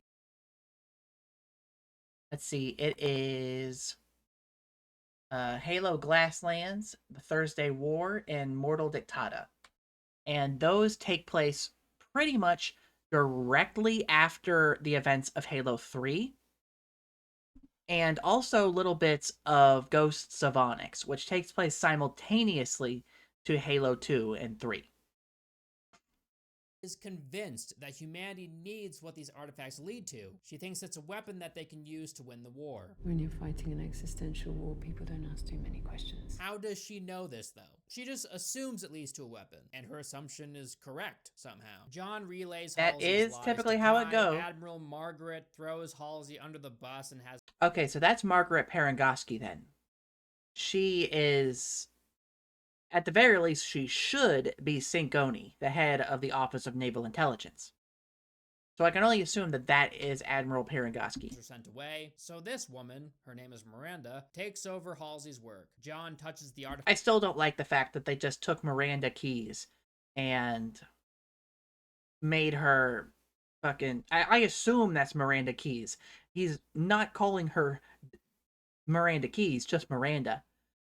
So I can, like, the fact that they just call her, make her a doctor instead of, like, a commander within the UNSC, as she was, already don't like that. Fact, in an attempt to find the location of the other, after some shared convulsing between John and McKee, they both have a vision on a halo ring. Episode 7. I'm starting to get very weary. It starts with a flashback same. of Quan and her family and friends eating dinner together. Quan. God, I don't care about any of these people. This show's gravest sin is that it's unbearably boring, with a lot of characters that aren't compelling at all. The main villain of Quan's story arc, this Venture guy, he has no personality. He's just another stereotypical mustache twirling villain. And he maybe really that's is. giving him too much credit, because when someone says mustache twirling villain, it's because they're plotting something. They have a scheme to gain more power or something like that. Venture is just this evil guy that wants Quan dead. He's just not evil plotting. dude. He's like really mean. He's even worse than General Hux from Star Wars. It's like they were Oh, trying to that's make an their own insult. Wanda from Inglourious Bastards. That But is they an removed everything insult. that made him interesting and horrifying and funny. And John's story Even arc worse is than even Hux. worse, because Hux. there is no villain. I guess the prophets are kind of the villain, but he never Kind once of? interacts with them. Instead, it's just like the Covenant in general. They are the villain. He has to defeat an entire race, I guess, to win the war. And while it did feel like that sometimes in the games, there were big baddies in the games too. Yeah. There was the Hive Mind. The prophets actually interacted with Master Chief. Where's he going? I mean, barely. I mean, the prophets barely interacted with Master Chief. But, like, there really wasn't a main central villain throughout Halo that you directly interacted with. Because it's like, you barely interact with the Gravemind. And, yeah, the prophets of Truth, Regret, and Mercy were there. Granted, they only ever first appeared in Halo 2. But, like, they do present a threat, but there's no, like, main single central villain. Because you don't have to have one if you're telling a good story. There's even Escharum from Halo Infinite. Yeah. Me, the Master Chief. Couldn't go 5 seconds without monologuing about some bullshit and talking to Master Chief. Our battle ends here. In this show, there's no big baddie for John to take down. The Covenant do nothing to John personally. This entire show is basically just about John's quarrels with the UNSC, him finding out the secrets of his childhood, and then bonding with random Covenant human woman because these rocks chose them or something. I hate that. I The do fact not that like. they gave Quan like this evil guy to take down, but not Master Chief is astounding. John does have agency in this show, but it leads to nothing. We'll get there. The show turns into Mad Max Fury Road for a second, and Quan drives her buggy into a huge dust storm. There's some random people in the middle of this dust storm, so she stops her buggy and she's captured. I guess Of they were course. just chilling in this dust storm, waiting for her. Of because course. They knew she was heading straight towards them. We then get a scene of Soren back with his partner telling war stories at a space party. There's this dude there that calls him out for not returning with the girl. What happened to the girl? And how did he return here so fast? He's just there all of a sudden. What, the is hell he just happened back on between rubble? now and him being stunned in the desert? Quan stole his buggy. So did he just wake up and walk his ass 100 miles again and find something else to fly his ass up to that asteroid? Like, what the fuck? He's just So back on remember the rubble? mystics that Quan's father went to see? You probably don't remember because you don't care. Well, it just so happens those were the same people that kidnapped Quan and brought her to Why? their camp. The showrunners had to speed things along, Why? it looks like. The pacing is very strange in this show. For the Yeah. most part, it's like pouring molasses over your little shitty plot pancake. It comes out very slowly. And then randomly, Yeah. it turns into the most liquidy syrup on earth. It's practically like water, and it's just pouring out all over the place. That It's is drowning your pancakes. certainly an So analogy. these mystics are a bunch of women, all of whom are wearing a very awful-looking white wig. Quan demands that they tell her their super that is secrets, awful and looking. they're like, "You're not ready." You're not ready. Oh, she's not ready. Then why did you kidnap her? What? Yeah. Because she's going to be ready soon? Is that why? Is she Why? almost done in the oven? What? We then get some pretentious poetic blathering from Venture about how he feels about Madrigal. Horrible as one great furnace flame. Seriously, this dude is speaking like a Dark Souls NPC. Within this show, it's not cool or deep. It's embarrassing. This is a very this sad is just- attempt to give Venture some depth. Oh Yeah, my that just God, he sounds hates awful. Madrigal. Cool. Like what? Then we return Why to is he there Soren then? on his space rock. He has a conversation with this dude named Squirrel. I guess he's after his position as pirate captain or whatever. So Soren tries to teach him a lesson by bamboozling him and then squishing his feet. Then we return to Quan and the Mystics. Oh my God, I don't Who care. cares? This episode is so painful. This is the worst one. Why in the is- entire show. The Why? Mystics give us this It's massive just so much exposition Quan. about characters I don't care about. If these women are friendly, why'd they kidnap Quan so ruthlessly in the middle of a dust storm? That is Surely a good there's nicer question. way of transporting her to your camp without her knowing Just- where and it just is. leaving her That's car neat. out The there. Mystics give Quan some mystery liquid. Of course you can trust these people. Just because their random father was mystery here. Duh. juice. Presume. She has Random no proof. mystery She just kind juice. of thinks that. She has these visions with Master Chief. And then that random dude Reth pops up out of nowhere.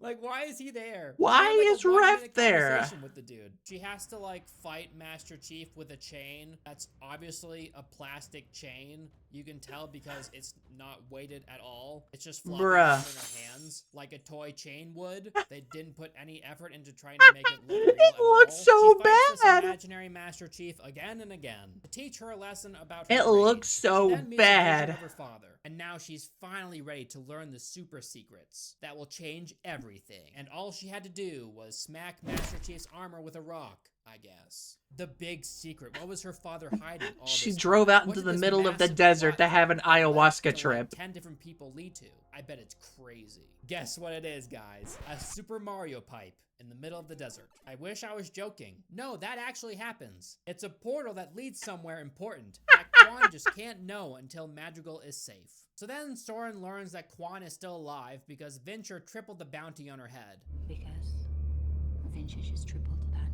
Venture really wants Quan dead because he's very, very scared that she will plan an uprising. So what does Soren do when he learns of this? What? He goes back to the planet to find her, and he finds her very quickly. How he found her? No idea. This is the same girl that he left out in the middle of the desert to die, right? That's the same girl, God right? damn. Oh, right, he has to go back and help her because he promised John he would. Can I trust Yeah. you? Of course you can. Then keep her safe. The same guy that betrayed him all those years ago. It makes a lot Yeah. of sense that he would go out of his way to protect this random girl who waited under some sand and then stunned him when he returned. Like, what the hell? Why is he trying to help this girl? She left him in the middle of the desert to die, and he did this to her too. The funniest thing about this entire episode God, this is that whole everything that episode, I happened have between nothing him to being say. stunned and him finding Quan was pointless. Unless, of course, the This- squirrel guy comes back to take revenge Like, this episode has just been utterly pointless.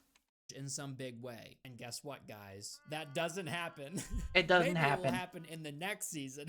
Wait to find out Ugh. if something actually happens. Don't Like even- how Venture and his I men are can't all wait the next dressed in season. Huge, heavy black jackets with multiple layers in the In the middle of desert. Why? They sure do look cool and very evil, but really, I don't think they'd want to be wearing that. So Venture Yeah, and I his don't men think find so. Quan and Soren, and they surround them. A lot of fighting ensues, and the scene eventually culminates into Quan shooting and igniting a massive structure to kill Venture and all of his men. I wish I had an easy button, because I'd be pressing it right now. That was easy. So that was easy, even though Venture reports to the UNSC. So they'll definitely just replace him with someone. But no, Yeah. I guess Madrigal is now free. So, what was that structure? Was that just like a random tower, or did they, like, I don't think they blew up a space elevator. That would be a lot of damage. Quan can learn the secrets to the Super Mario pipe in the middle of the desert. But they don't. They leave this plot thread open-ended. We don't see course Soren they did. or Quan for the remainder of the show. That's right. Wow. That's where her story ends. With her freeing A Madrigal, waste I guess, even of though it's not really time. free. And she's about to find out the secrets to this portal. Where does it lead? I bet it pops A her out waste on of the time. Halo ring, so she can reunite with Master Chief and they can take down the Covenant together. The funniest part is that I bet A I'm waste right. of time. That's probably what they had Absolute planned. waste of The time. main problem is that I don't give a shit about this Mario pipe in the middle of the desert. I don't give a shit about Quan or Soren. I don't particularly like them in any way. I lost interest in Quan as soon as her plot thread diverted from Master Chief's. You can't just leave me here. They just became two separate stories at that point that have very little to do with one another. Her entire character arc felt like a way to humanize Master Chief, who I guess was nothing but a mindless, brutal killing machine before her. Episode I guess. 8, we get a scene on Reach City on planet Reach. Again, Man, it why feels didn't good to they be on just Earth City use on Earth. New John is spending time Alexandria? with McKee, and he completely trusts her for some reason, just because they had that random vision. Genuinely, why? And she's kind of nice to him, so that's a bonus. That's incredible. And she's not ugly, even more of a bonus. That's incredible. Her hair is very clean. Halsey says something in the beginning of this episode that I think perfectly encapsulates this show. She says that John is discovering that he is connected to something beyond everybody else. That he is connected to something beyond all of us. When in the games, he's just meant to be an exceptional soldier. The best of the best. He's not a chosen one. He's just incredibly good on the battlefield. He has a lot of luck and a handy AI companion. He has the wasn't benefit chosen by of some being outside a force. That's FPS stupid. protagonist. Having the plot play out this way diminishes the ability to make Master Chief into the legend that he's supposed to become. Yeah. He gets to that status on his own, through his own efforts, because he never gives up, he never stops fighting, and he's extremely good at it. And after years and victory why after victory, would they just he throw becomes that a legend. out? Not because a rock chose him to be a legend. McKee gets spooked by a dog, and her finger laser blade thing pops out. Yeah, she has like a finger blade thing that she used to kill some captain of a ship earlier in the show. What if she Why was does she looking at just an eye or have something, that? and then the dog popped out of nowhere and scared her? Would she just accidentally kill herself? John speaks to Margaret and Captain Keyes and suggests that they allow McKee to help them find the other artifact because she's more adept at using them. They respond to him like how I would respond. Dude, you don't know her at all. How can you trust her? Absolutely not. And his response is, she's human, bro. She's human. Just like me. And that means you can trust her. You know, just like those insurrectionists. You wouldn't go around sharing a bunch of military secrets with a bunch of innies, would you?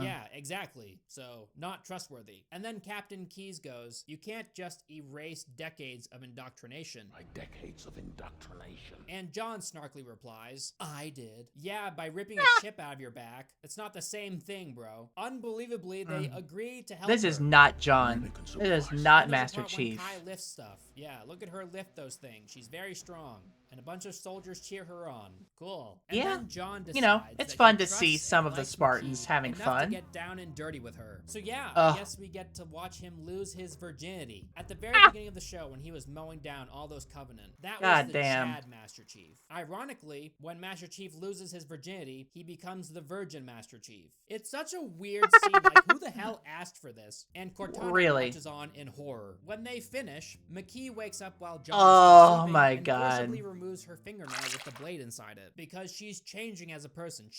I cannot believe they made Cortana sit in the Sneeko chair. She likes John. She hadn't really met humanity before, and John's really cool, and she likes him. He's another chosen one. I mean, were perfect for each other. Halsey calls in and speaks to McKee. She tries and fails to get McKee to trust her, so they'll bring her the artifact and she can continue her research. I've heard enough. Halsey is told to leave the planet by Captain Keyes. She decides to take matters into her own hands and has full control of the Spartans.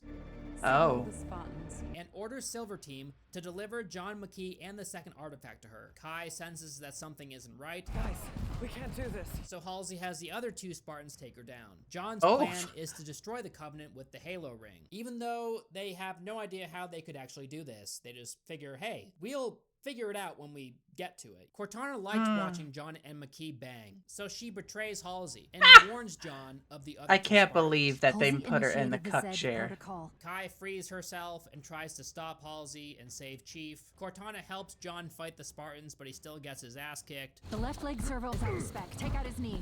Miranda finds out that it was McKee who was responsible for slaughtering the crew of the UNSC ship. So she informs Margaret and Captain Keyes. It was her voice on the recording from Gladius. McKee grabs the artifact at the last second. There's an explosion, and then John and McKee have another vision on the ring. Episode 9, the final episode. Finally, thank it's God. almost After the over. explosion, Finally. McKee steals the artifact and escapes in a phantom. I guess she felt like she had no other option but to return to the Covenant.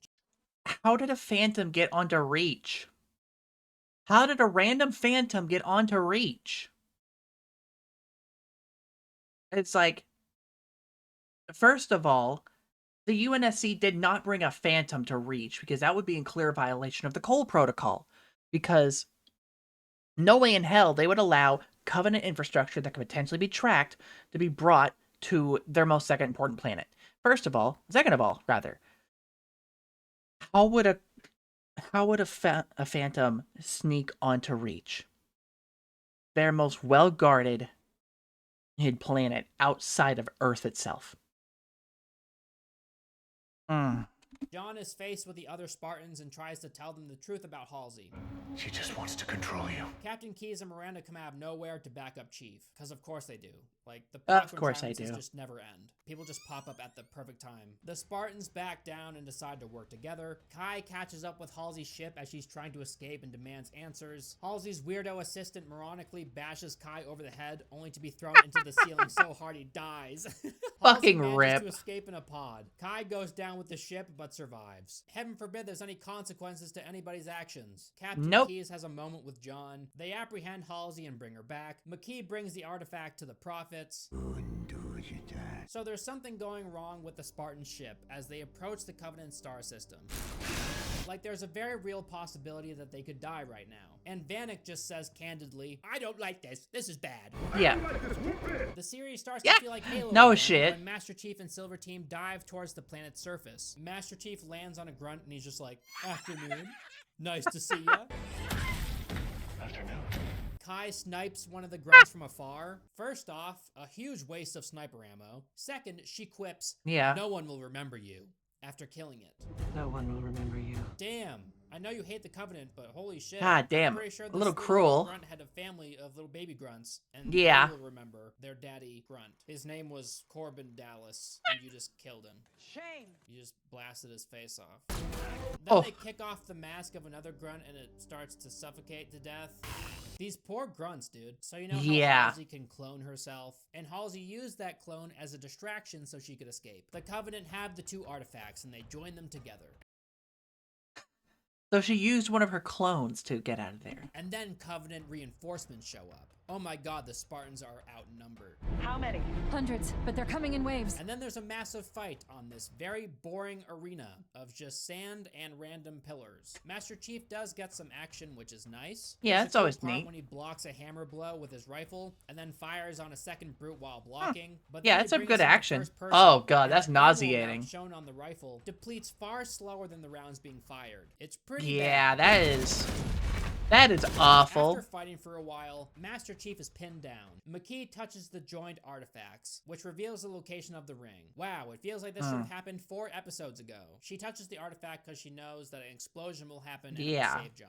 I like how these explosions they just went never flying. affect the person touching the artifact. Like, they're right next to it. You'd assume that they would be blown backwards. You'd I don't know assume how so. these things work. Maybe everybody is affected except for the person touching the rock. They I have, like, a little bubble guess. shield that forms around them. McKee and John get another vision on the ring, she wants to stay in the vision with John because she knows the prophets don't plan to keep her around. Kai shoots McKee, severing her connection with the artifacts so John can wake up. John Fucking does not rip like McKee. his girlfriend being shot. You did not just shoot Rip the person McKee. I lost my virginity to, did you, Kai? You're in for it now. Master Chief is a master problem solver. I'd rather not piss this thing off. And when he's stumped, he always has Cortana to back him up. Come on, Chief. So he never makes mistakes. Unless he's in this show. In which And case, then he just makes kinda all gives of up, them. And he allows Cortana to take control of his body. And you do it. And she can deal with it, because machines are better. Also, why didn't Cortana just, like, shut down Chief when he was stuck in the vision? She didn't try at all. She to could have done fix that. She was like, oh, he's stuck in this vision on the ring. Can't do shit about that. I'm not even gonna try. So yeah, I know this is a big moment for John. He fully trusts Cortana now. He trusts her enough to take full control of his body. Take over my body. Removing John from the fight altogether. But what this also That's means stupid. is that it removes John entirely from the victory. He had nothing to do with it. Wow. It was all Cortana. Good job, That Cortana. is- Nice fighting. Master Chief That is very stupid. Also, that's not how you hold a fucking rifle. is at his best when he's working with Cortana in perfect harmony. Master Chief is supposed to be the best of humanity. He's the best of the best. But Yeah, they clearly don't understand anything about Mjolnir armor either, because these suits alone are wiring them to be able to move. Their bodies essentially move before their thoughts can catch up. So, the point of Cortana is to increase the effectiveness of Master Chief in his suit, and shortens the time and latency between his nervous system and the servos in the suit. So just giving Cortana full control just kind of defeats the purpose. if he's 1000% more effective with Cortana at the wheel, then what good is John? Cortana is an AI that gives combat advice and mission guidance. That's all. At the very end of the show, they're all able to escape and they have the artifact. Kai turns towards Master Chief, who's piloting the ship, and she's like, John, is that you? John? Is that you? Master Chief looks at her and doesn't respond, and instead just looks forward. Is this supposed to be the Master Chief we all know and love? No, The it's silent, not. Badass one? Well, no, because it's just Cortana. Like, the dude in there is sleeping. I Yeah, guess this he's is just meant to be napping. The Master Chief that we all know and love. The stoic, silent super soldier, the badass that hardly ever removes his helmet. But Stephen Kane thought it would be even cooler if John just didn't exist at all, and it was just Cortana. I mean, John's body is in there, but he's not there mentally. It's just so Cortana. bad. Nice. So yeah, that was the show. It's not very good. Yeah, Let me tell you about it's the not things good. that I liked. The armor, the guns, and props were very cool. The Yeah. casting overall wasn't bad, though I may have chosen someone different for Cortana, as far as her look anyway. Her voice was perfect though. The acting was pretty Yeah, good. Jen Taylor's perfect as Cortana. No notes. And that's it, basically. I did like that they explored the foundations of the Spartan program, but that's basically all I liked. I didn't like Quan. Soren might have been It's so okay if bad. he was used This whole differently. As show. far as McKee and the artifacts, I hated them. And I Also, think they good ruined morning, the show. Portal. I found an interview with Stephen Kane, one of the creators, and this woman named Kiki Wolfkill. Pretty cool name, by the way. And it's so funny. When the interviewer is asking them questions, you can almost see them trying to convince themselves that they made a Halo show. In any sense. At one point, They Kiki is did like, not make a "Guys, Halo it'd be show." super cool if you just kept your version of Chief to yourself and be open-minded to No. our version No. of Chief. I'm not- Okay? This is No, I don't think I Like, will. She knows it's shit, but she's trying to convince herself it's not that bad. And then Stephen Kane says something to the effect of, "We made this show for newcomers and the diehard fans. There's something for everybody." They You didn't know make this that show for whenever someone anybody. says that there's something for everybody, there's most likely nothing for anybody. And after he says this, he nervously looks over at Kiki. You can tell he's thinking, yeah, so that was a fucking lie. So yeah, guys, that's the Halo show. You're welcome. You never have to watch it now. Not that you're going to in the first place. But Yeah, still, I for was those not that going to find it watch that, interesting, and now loved Halo I'm in the past, and definitely even for those people who not still going to love watch Halo, I that. made this video for you, so I hope you liked it. I personally still love Halo. I thought Infinite was fun. Yeah. It's definitely not the Halo that I grew up with, not the Halo that I loved. but I like okay, it. some of that spark is there somewhere. It's like deeply buried, but it's there. And what I'm talking about is the grapple hook, because holy shit, it completely changed Halo for the better, I think. It's Oh amazing. yeah, Thank you very so much to fun all my mobility. patrons. You guys make videos like this possible. Shout out to everybody that's on screen right now. A lot of people kept demanding that we restock stuff over at alienclothing.com, so we've done that. And Yeah. there's a bunch of new So- stuff, like this one, the melting smileys button up. I love it. It's so cool. We have a bunch of really Yeah. creative and awesome designs So, over there. at the end of the day, Check 'em out. That's don't watch Halo. I know it's on Netflix now, but don't watch it. Please don't. Don't encourage them. Well, I knew it was bad, but I didn't think it was that bad. Oh my god, I am so glad I didn't watch this.